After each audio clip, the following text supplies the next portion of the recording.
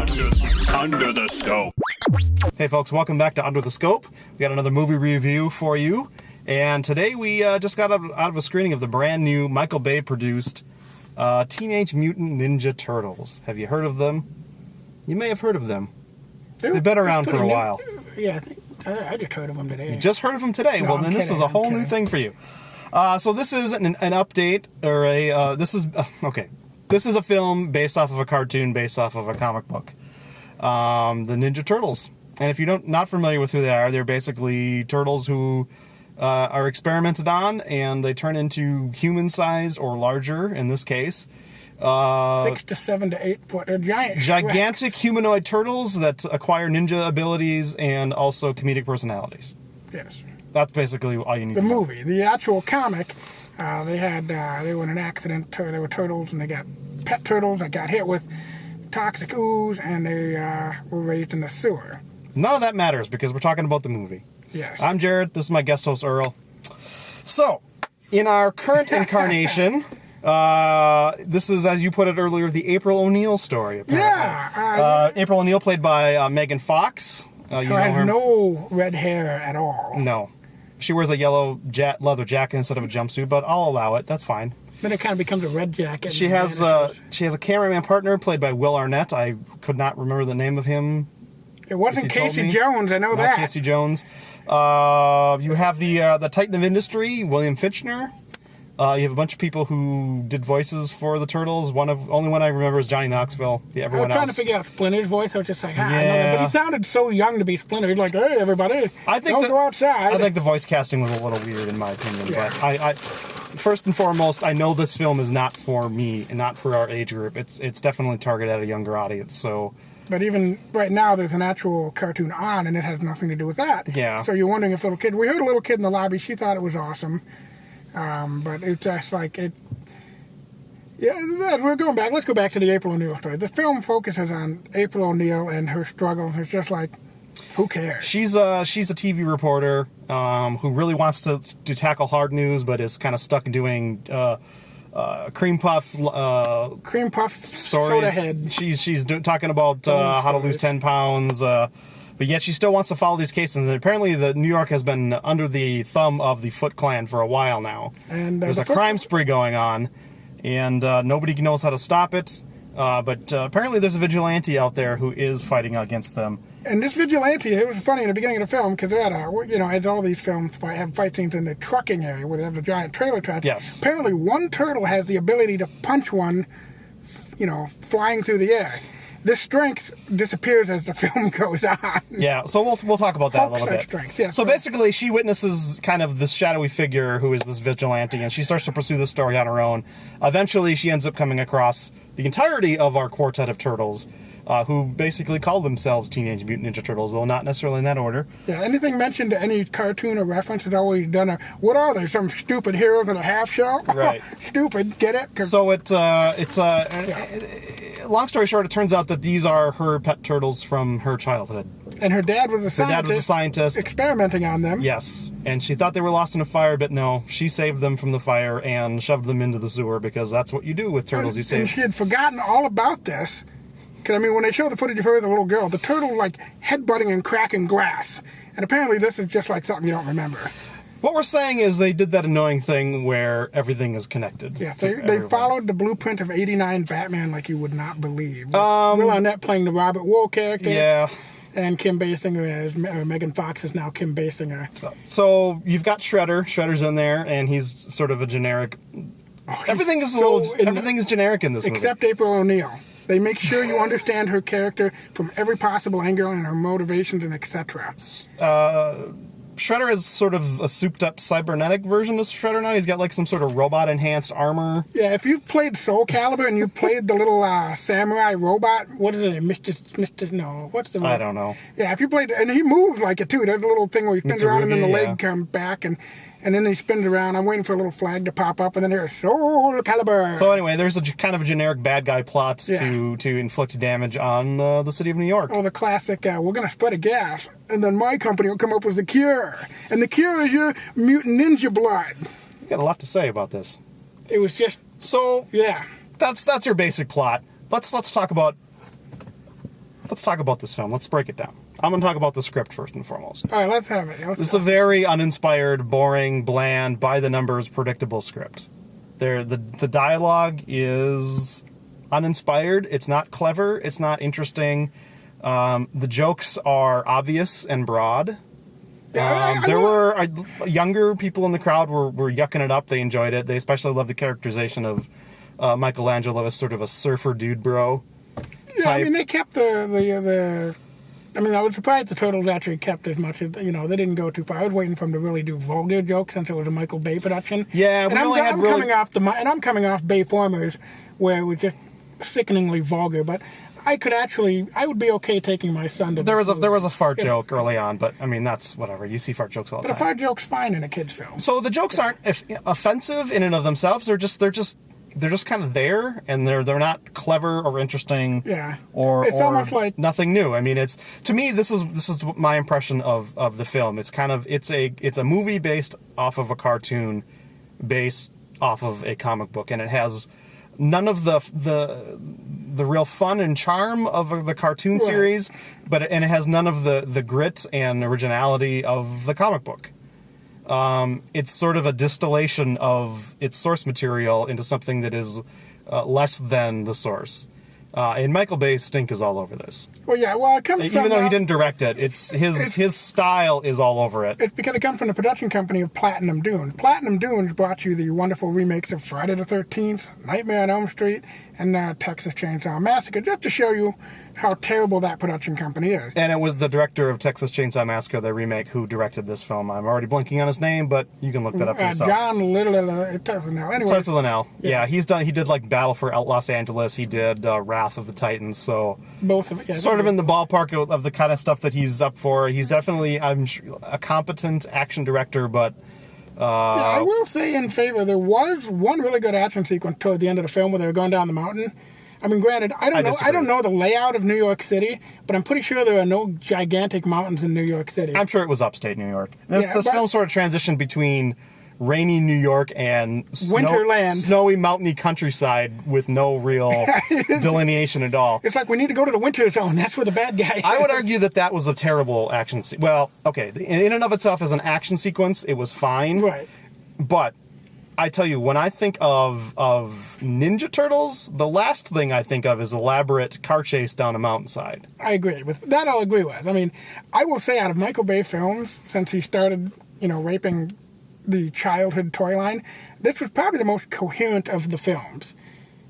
It had a plot. It did. It wasn't a very good plot. As pedestrian as the plot was, it definitely it went from point A to B to C to D. Yeah. Fine, because you know why it did it so well? Why? Because there is no B plot. There is no subplot. There Except is one April plot. O'Neil's characterization of finding out who she is and what her problems are, which just got old after a while. Even that, it doesn't even. I don't think that even qualifies And the as a wacky subplot. roommate, I'm going home, Mom, because Megan right. There's nothing below the surface. This is a very one-dimensional film. Yeah, and Megan Fox is looking like she's in her mid-30s. Yeah, she is in her mid-30s. Yeah, well, April O'Neil's not that old. Well, I mean, okay. She's not, if this thing spins off sequels, she's not going to age well in the sequels. And Will Arnett was like, I'll be the love interest. And like, you know what? April O'Neil's kind of an independent chick, and she hangs out with the There were a couple of really kind of sexist moments in this film that really seemed out of place. Like, give me an example. There was a scene when they first meet April, and Michelangelo says, I can feel my shell tightening.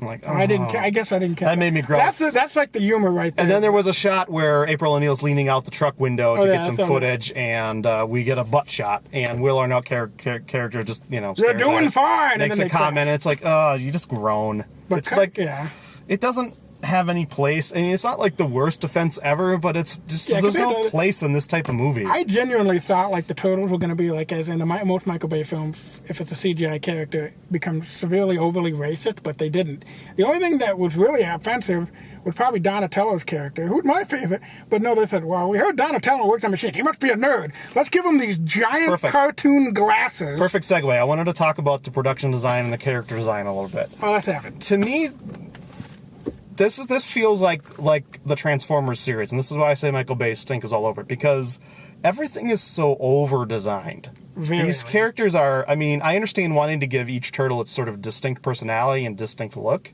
and they did give them different physical sizes, but there's so many baubles and doodads and details, both in the character design and the costumes they're wearing, in their affectations, in the sets, in everything. It's visual overload. And I know that's Michael Bay's style. It's to give you as much visual information as possible to the point where you can't comprehend it, but it's just...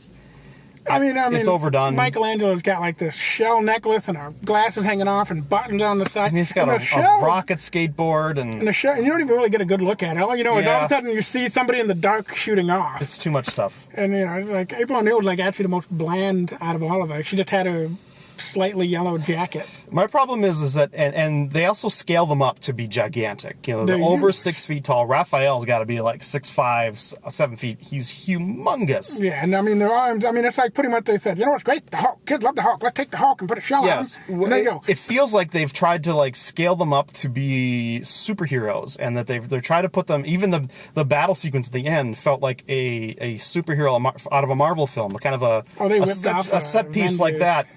And it just completely feels out of place for what the Ninja Turtles are all about. They're fighting on the rooftops, not on the top of buildings like skyscrapers. Right. They're supposed to be smaller, probably slightly smaller than humans, if not even smaller. If you're going back to the original, 5'5". Yeah, well, if you're going back to the original comic source, they're like 4 feet tall. I mean, they grew a foot in the cartoon, but they're still short, and they got an underdog feel to them. Yes, these guys do not feel like underdogs. They're gigantic. They're freaking bulletproof. Once they became indestructible. You're just like, and the danger is. Even in the first live-action Turtles movie, the best part of they fought to the last breath to save everybody, and they had to recoup. And you knew it's like they came back. And that's what was cool. These guys are like, wait a minute, we're bulletproof? Yeah. Let's roll into a ball and smash SUVs out of the ballpark. We can flex and eject bullets from our shells like we're Wolverine or something. Yes. And all it takes is some adrenaline to counteract the severe blood loss that we're suffering. And, of course, have the, look at me, I'm hyper jokes.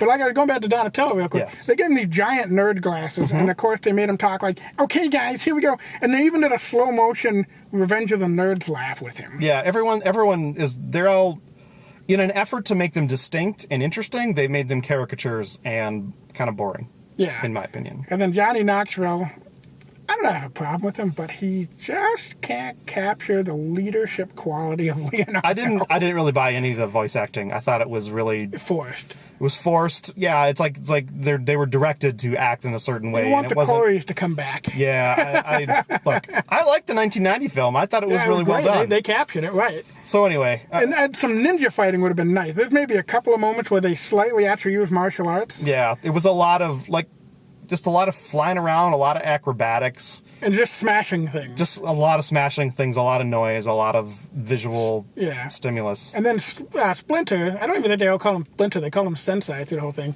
Yeah, or Dad. What I got a kick out of it is like, here's the true story. We're her pets, and we've been out into it. And I didn't know what to do with you until, like, when we were all old, I found a ninja book. Yep. And I became ninjas. Yep. Now, at the same time that's happening, they go, Shredder, or burnt up mystery guy who really doesn't have a name, who's just kind of nameless. Here's your Shredder outfit. You're now Shredder. Then they cut back to Sensei. Oh, hey, look at Shredder. He's a very dangerous ninja. Like, how'd you know that? You've been hiding out in the sewer all this time. It's a lot of lazy exposition. It's the skills aren't earned, and it just doesn't make a lot of sense. I don't know. It's not confusing. It's just not, there's no there. Yeah. Anyway, we've gone on a long time. We should probably give this thing a score. The Scope score is 1 star. So 1 whole star. That's our second 1-star movie in as many weeks. I saw his Lucy. rating brought mine. Yeah. Sorry. I didn't like it very much, and you were giving it some credit for. I gave it credit for coherency and at least being something that if I wanted to, I could take my kid to. Like Bayformers, I wouldn't take my kid to. But this, I think it's an offensive movie to take the kids in that it doesn't demonstrate what good movies are. No, I would genuinely. But if you're just looking for an hour and a half to shut kids up, hey, go for it. Then go and get the original one and show them that. Right. All right. So before we go, maybe we should talk just briefly about product placements. The CGI Pizza Hut pizza. It was CGI, but what was amazing is it was a Pizza Hut pizza. It was the same, crust. Pizza Hut distinct. It was a CGI Pizza Hut pizza. You had plenty of Nokia phones. Yeah, and what they had a giant desk built of Pizza Hut boxes. Yeah, Pizza Hut was definitely involved. No Key was definitely involved. So hey, That was about it. But compared to Michael Bay film, like they were, the cars never got noticed. this is calm product placement in Very comparison calm to product Transformers: placement. Age of Extinction, which was rife with it everywhere. Just a commercial. There was no Budweiser drink off in this one like there was in that one. Anyway, hey, if you like what we do here, you can always like, comment, and subscribe. And we'll come back with you next time with another movie review. Earl probably won't be here, but Shane will be back. You haven't even seen him yet because we taped one out of sequence, and you won't see it till next week. So there. Yeah! And this is Jared. That's Earl. I'm Earl. Catch you next time. Next time. Ladies and gentlemen, we find ourselves once again at the end. I hope you've enjoyed our time together. I know I have. Fear not, Scope Faithful. Days shall pass as if they were but a moment, and Jared, Adam, and Shane will return with another thrilling episode. Until then, send your comments to comments@thescopeshow.com or leave a voicemail message by dialing 612-21-SCOPE. That's 612-217-2673. Thanks for listening, faithful fans. This is Tony Partington saying arrivederci. Tune in next time to another terrific edition of The Scope.